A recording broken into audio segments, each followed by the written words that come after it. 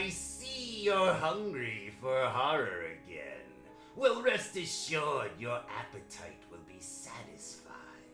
In fact, when you're through with this putrid periodical, you will have lost your appetite entirely. So don't just stand there drooling, come in. Welcome once more to the Crypt of Terror.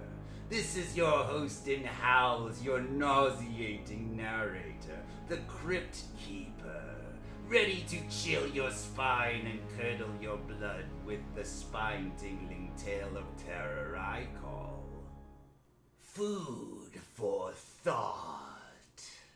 The evening performance is over and the circus grounds are silent, save for the flapping of canvas and the occasional snort of a caged animal. Overhead, a cold moon illuminates the midnight landscape. Suddenly, a shadowy figure emerges from one of the darkened tents and glides quietly across the midway, whispering.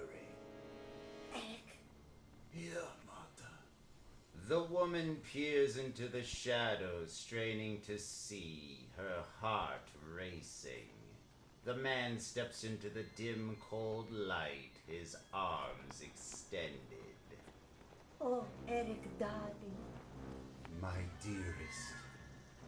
They embrace warmly, passionately, hungry lips holding close. What about Carl? He is asleep. He dreams of Paris and the woman he has known.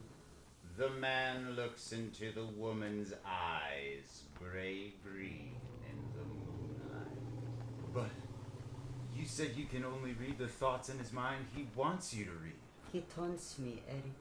He has always taunted me with this power he has over me. The man shakes his head sadly, stroking the woman's soft, flowing hair.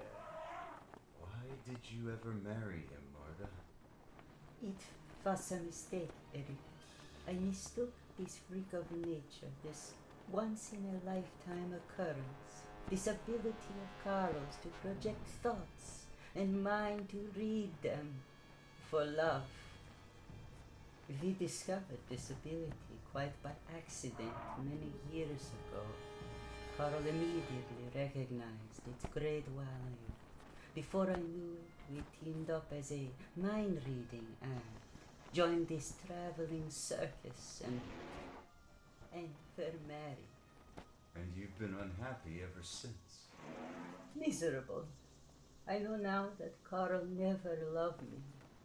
I was his subject, his thought projection receiver, a piece of apparatus, nothing more. But now I know what real love is. Now that I've met you.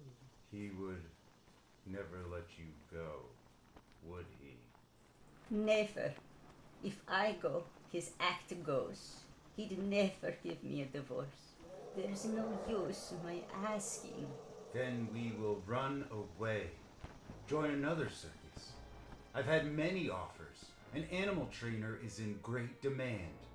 The wind sighs across the circus grounds, whispers around the tent ropes, gasps against the canvas, carrying the sighs, the whispers, the gasps of the lovers in the shadows. And in his tent, Carl stirs uneasily, opens his eyes. Marta, Marta? Marta! Her bed, it is empty. Where could she be? Carl slips on a robe and comes out of his tent, out into the whispering, sighing, gasping wind. Voices coming from beyond the new animal trainer's tent. His voice and Marta's. Carl moves through the moonlit night, his eyes burning like hot coals, listening. And at the end of the month, when I get my check, we will leave, you and I, together. Oh, yes, yes. Listening to the eagerness in his wife's voice, the passion, the hunger. But let's not talk anymore, Eric, darling. Hold me close. Sweet Marta. And then slowly he returns to his tent once more. He has heard enough. She has fallen in love with him. She is leaving me. I must stop her. But how? The moonlight streams through the open tent flap, falling across the print. Black letters on cold white, the local newspaper. What's this? Bodies disinterred at local graveyard, torn to pieces as if attacked by a wild beast. Of course, torn to pieces by a wild beast. That's how I can stop her from leaving. That's it. Later, when Marta returns from her rendezvous and crawls back into bed, Carl pretends he is asleep. Only after Marta has slipped off into deep slumber does Carl stir and rise and go out of the tent and cross directly to the new animal trainer's tent with gun in hand. Huh? Who's there? Who is... Get up and don't make a sound. Eric stumbles to his feet. What's the meaning of this, Carl? Put down that gun. So, you were going to run off with my wife, eh, Eric? Well, we'll see about that. Move. Carl motions Eric out of the tent and down the long silent midway toward the big top. What are you going to do, Carl? Eric, I'm not going to do anything. Your lion will do the work. They cross the tan bark floor of the big top until they come to the lion cage. The tawny beast paces back and forth hungrily. My lion! Yes, Eric, I'm going to put you in the cage with him. Without your whip, without anything. Just you and your lion. Without my whip, I'd be helpless, paralyzed, unable to defend myself. For God's sake, Carl, have pity! Pity is an emotion belonging to the pitiful, Eric. Get in.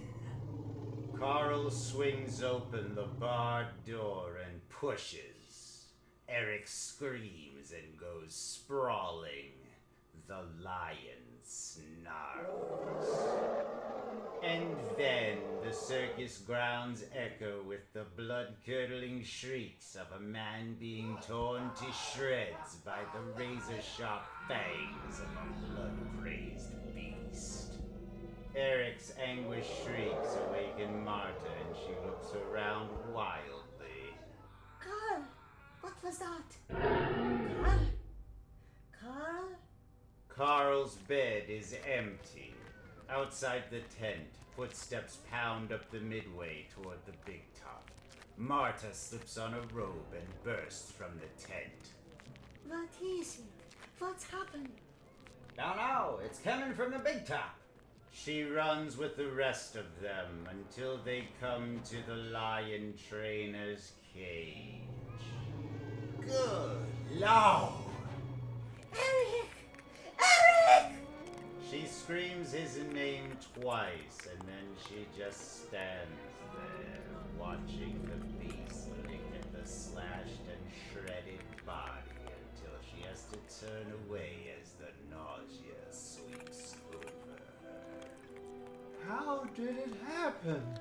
A crazy fool must have come out here to practice his act.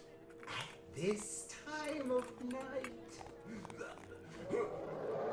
And then, sick, she returns to her tent and sits and waits, crying until Carl comes in with that evil grin on his cold, impassive face. You did it, didn't you? You killed him. You knew. Didn't you hear what they said, Marta? They said he must have been practicing his act. But there is no doubt in Marta's mind as to how Eric died. Carl's bed was empty when Eric's screams awakened her. The sheets were cold. I hate you. Hate you. You will get over it, Marta. The next day's performance is cancelled because of the tragedy.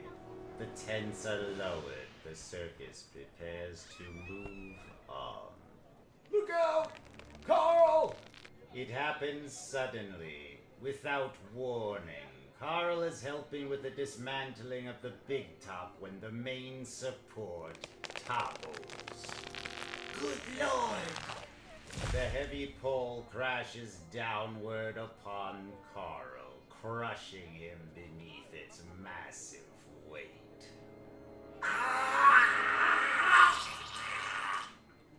And when the huge support is lifted, Carl lies deathly still, his glazed eyes staring.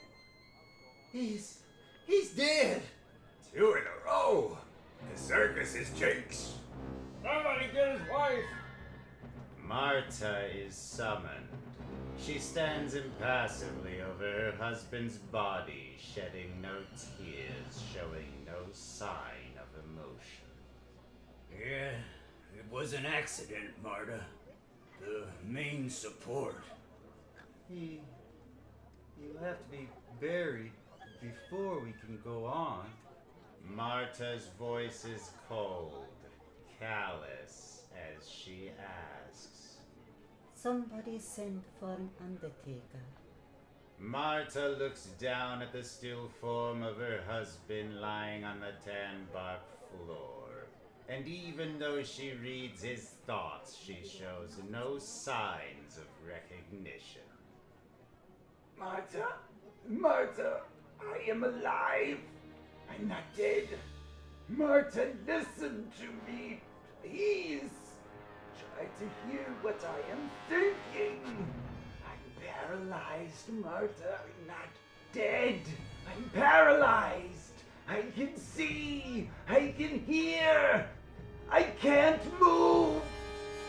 As the Undertaker and his assistant lift poor Carl into the wicker, Marta moves forward. Marta, please, save me. I'm alive. Marta, I'm alive. Paralyzed, not dead. Paralyzed. Marta, please. Wait. Oh, Marta, thank you. Thank you. Yes, ma'am? Please don't embalm him. Bury him as he is. He would have wanted it that way. Anything you say, ma'am. Marta, no. Marta looks down into paralyzed eyes that can still see, whispers into paralyzed ears that can still hear. Goodbye, Carl. Marta, oh God, Marta. At the funeral, Marta stands, her face a granite mask, beside the yawning pit below Carl's coffin. You can stop them, Marta. There's still time. I know you can hear me. I know it. Please, I beg of you. Don't let them bury me alive! Lower the coffin. And even though the soil is shoveled down upon the coffin, Carl's frantic thought waves still come through to her. To her and only her. To Marta, who turns and walks away down the path leading out of the cemetery.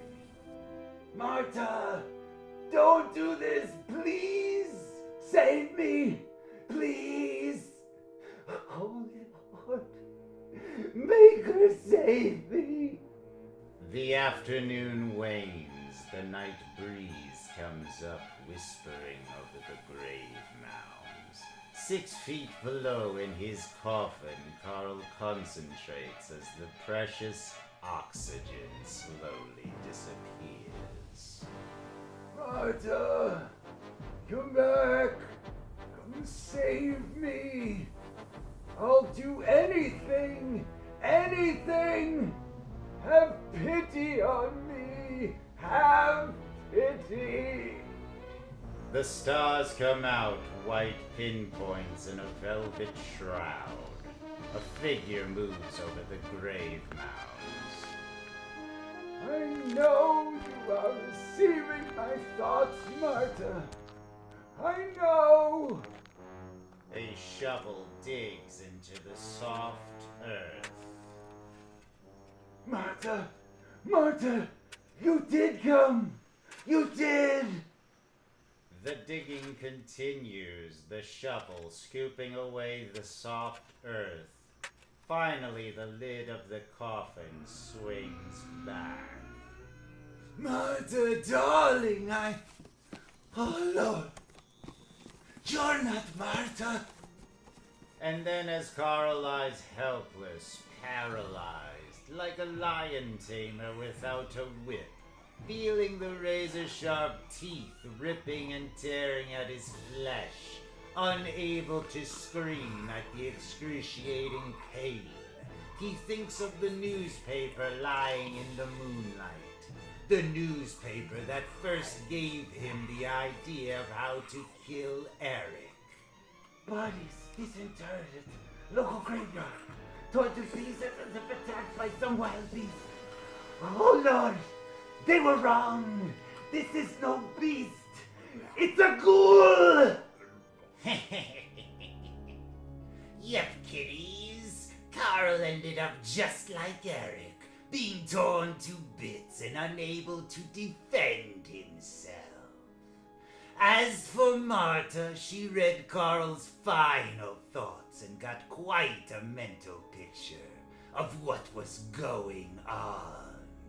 Just one more thought on this whole subject, as the Bop Cemetery foreman keeps telling his work crews, dig that gray, hazy grave. Well, the